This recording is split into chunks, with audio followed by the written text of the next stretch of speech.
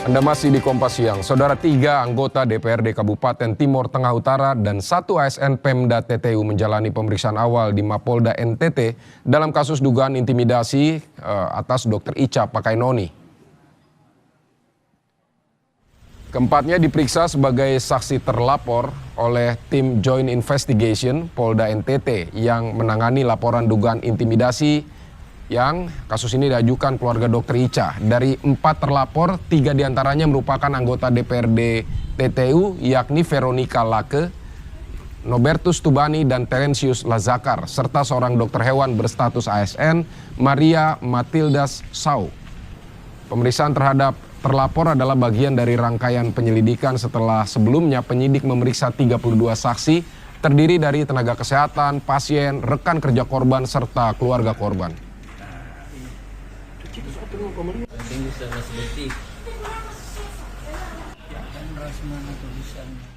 Sementara itu, saudara, kuasa hukum 3 anggota DPRD Kabupaten Timur Tengah Utara dan 1 ASN Pemda TTU yang diperiksa sebagai saksi terlapor di Mapolda NTT dalam kasus dugaan intimidasi terhadap Dr. Ica Pakainoni meminta penyidik Polda Nusa Tenggara Timur melakukan cloning terhadap telepon genggam Dr. Ica.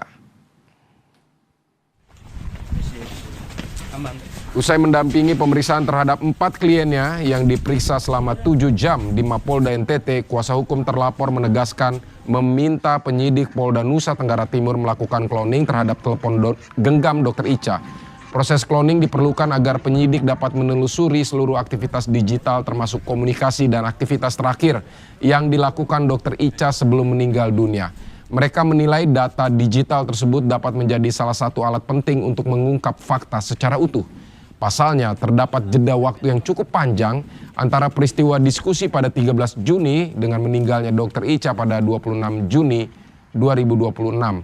Karena itu menurut mereka hubungan sebab akibat antara kedua peristiwa tersebut masih sulit dibuktikan dan perlu didalami melalui proses penyidikan, termasuk dengan pemeriksaan data digital dari telepon genggam.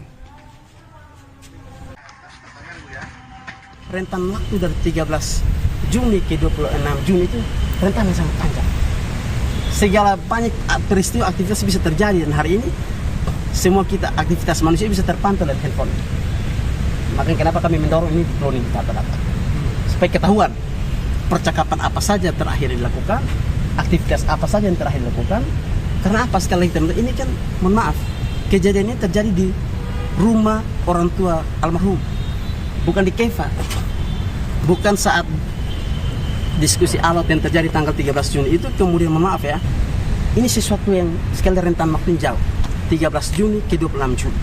Dan kami menilai ini 2 peristiwa hukum yang berbeda. Kausalitasnya tidak nyampe. Kita akan bergabung dengan jurnalis Kompas TV, ada Citos Natun dari Kupang, Nusa Tenggara Timur. Selamat siang Citos. Citos, jadi tadi kuasa hukum meminta agar telepon genggam Dr. Ica di cloning. Lalu respon dari penyidik Polda Nusa Tenggara Timur ini seperti apa? Ya, baik.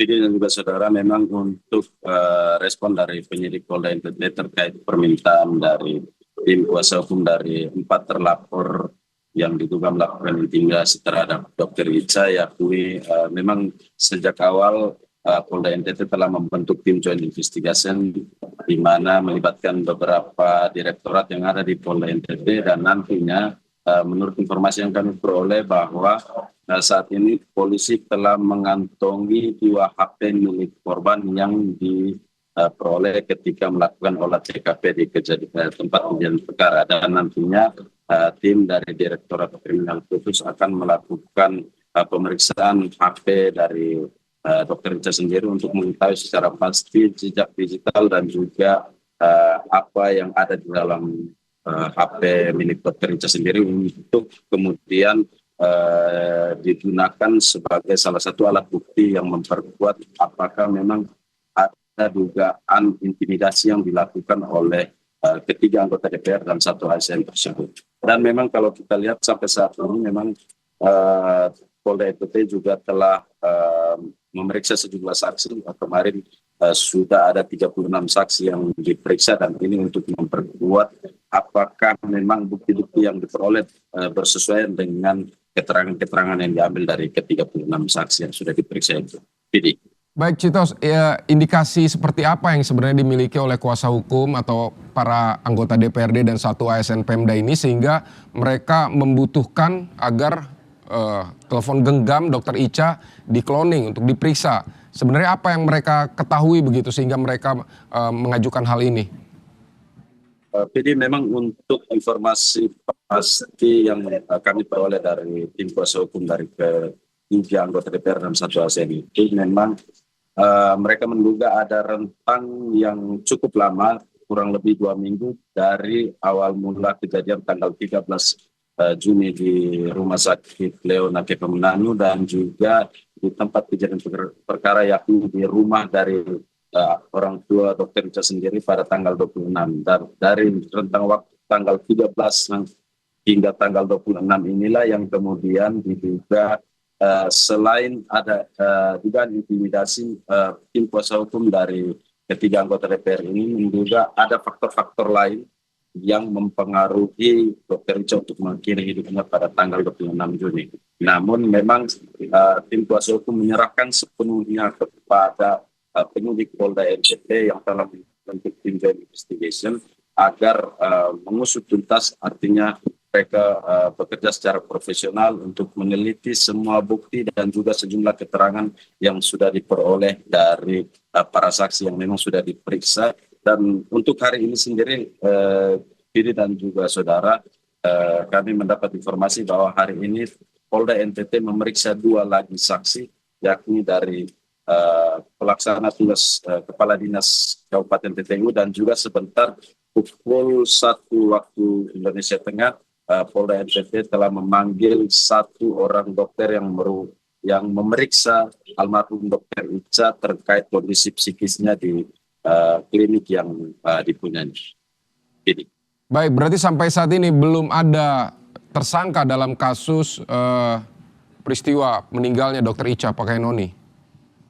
Untuk tersangka sendiri, Didi dan juga saudara, memang kemarin kami mendapat informasi dari Direktorat Kriminal Umum bahwa tersangka ataupun naiknya kasus ini akan ditentukan dari hasil gelar perkara yang akan dilakukan oleh tim joint investigation sendiri, dan rencananya 2 minggu ke depan berdasarkan alat bukti dan jumlah keterangan saksi-saksi yang sudah diperoleh ini akan dilakukan gelar perkara. Nah, dalam proses atau tahapan gelar perkara ini polisi akan menentukan apakah kasus ini bisa naik ke tahap penyidikan atau tidak. Dan memang kalau kita lihat sampai sekarang polisi masih terus bekerja untuk mendapatkan alat bukti dan juga keterangan-keterangan dari saksi-saksi yang memang sudah diperiksa, dan kita nantikan kurang lebih 2 minggu lagi polisi akan menetapkan apakah perkara ini akan naik ke tahap penyidikan atau ditutup. Ya baik, polisi akan menentukan apakah ada peristiwa pidana nanti dalam gelar perkara, kira-kira akan berlangsung 2 minggu ke depan karena saat ini polisi masih mengumpulkan keterangan dan barang bukti terkait kasus ini. Terima kasih Citos Natun untuk laporan Anda dari Polda Nusa Tenggara Timur.